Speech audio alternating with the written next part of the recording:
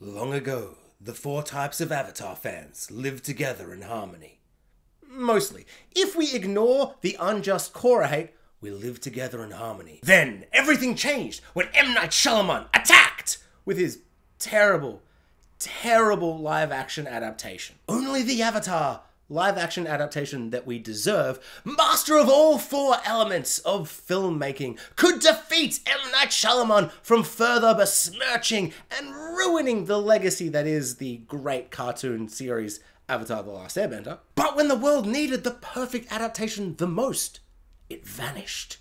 Probably, if we're being honest, because M. Night Shyamalan's adaptation was just so bad. Like, it was so bad that I just imagine all the studios were just like, yeah, I'm not gonna touch that. I'm just not gonna touch that. But now 100 years have passed.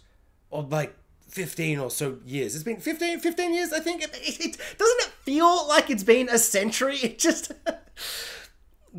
God, I feel old. And my brother and I, along with, I suppose, everybody, discovered the new Avatar live-action adaptation called Avatar: The Last Airbender. And although the bending effects are great, except for the airbending, I don't know what happened. The airbending just has this really weird visual, like it doesn't work. This show still has a lot to learn. Baffling adaptation changes, forgetting key character moments, general chemistry amongst the main cast, maybe, just maybe, doing a second take, just every now and then, because the acting just across the board, except for like two people, is so painfully hit or miss. Like, there's moments where you're like, that's not too bad, but some of it is so atrocious. And I don't want this review to be a 30-year-old man bashing children who are acting. Child actors, I don't want it to be that. But they made a show in which the children actors are not very good a lot of the time. I feel bad, because sometimes they're not the worst things ever. And we know from M. Night Shyamalan it can be worse. But if we're going from like the Stranger Things level of like perfect child acting to like a Percy Jackson, where you're like, that's not very good. Like, it's not the worst thing, but it's not very good. It's like right in the middle. It's right in the middle, and I don't think that is good enough. Although, if Stranger Things didn't exist, I wouldn't have such a high bar. So if anything, this is Stranger Things' fault. This show still has a lot to learn before it is ready to save anyone. Although I do think this show has probably saved a lot of people. Saving, I mean, they liked it, I suppose. And I don't want to throw any shade. If you love this show, if you didn't care about the baffling changes and the adaptation changes and the switcheroos and the mixing two things together, but then like forgetting like the core elements of why those singular things worked, and like just doing a scene, but then not doing the good ending part of that scene where you're like, oh, this character's worked really well. Oh, but the ending, they missed that little bit. Why? That's so key to the future character arcs, and like they know where everything's going, so they know how important these little moments are, and yet they just abandon them. It's infuriating, and the acting's terrible sometimes. If you can ignore all of those things and you're like, I liked the bit where the big fish rocked up, sure, the big fish was spectacular. I'm not trying to take anyone's enjoyment away. I'm just saying that this show isn't ready to save anyone. And by save anyone, I mean be as good as it could be. But I believe Avatar: The Last Airbender can save the world.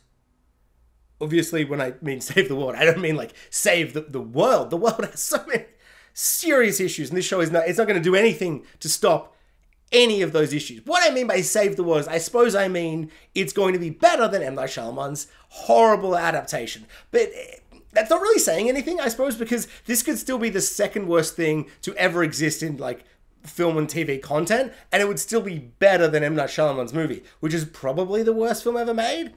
I can't tell if it's Avatar: Last Airbender by M. Night Shyamalan or Death Note by whoever made Death Note. Both adaptations are so bad, they make me actually uncomfortable. Like, I feel ill in my body. I'm like, I'm so angry and sick, and I'm confused. Like, how did you make something so bad? It doesn't make sense. And so when I say this show can save the world, I mean it can be better than that. And it is! It's so much better than the worst film ever made. But it's also better than I thought it would be. It's like way better than I thought it would be. I had like a lot of fun with it. And honestly, pretty much most of my issues outside of acting, some of the acting, I did not think it worked at all. Outside of that, every single issue I had is almost my fault because I just watched Avatar: The Last Airbender. I just watched the whole show again, and it's so good. I just watched it in like the last week, and it's so spectacular. I plan to watch the first season, and then like, I just pretty much watched the whole show. I've got like 5 episodes left, but I just couldn't stop watching it. It's so good. But my memory of like exactly what happens is so much clearer than it's ever been. And so when they change things or they adapt to things, I don't mind changes and adaptations. I really like the idea of being like, these 3 episodes will be 1 episode and we'll set it in a different location. And all those things actually really work for it.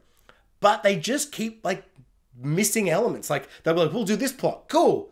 Oh, but the end is the key moment in that. And they just like wouldn't do that bit, which undermines everything. And so that I found incredibly frustrating. But I feel like if you didn't remember the first season that well, or you haven't seen the first season, this is pretty good. Like, it's pretty good. It's not the best thing ever. It's not as good as it could be, but it's so much better than it could be. It's really, really a strong 6 out of 10, maybe 7 out of 10. I never give numbers. I don't know why I started today. What I'm trying to say is, it could be better. It could be worse. It's totally fine. It is. I found the perfect wording. It's good enough, I guess.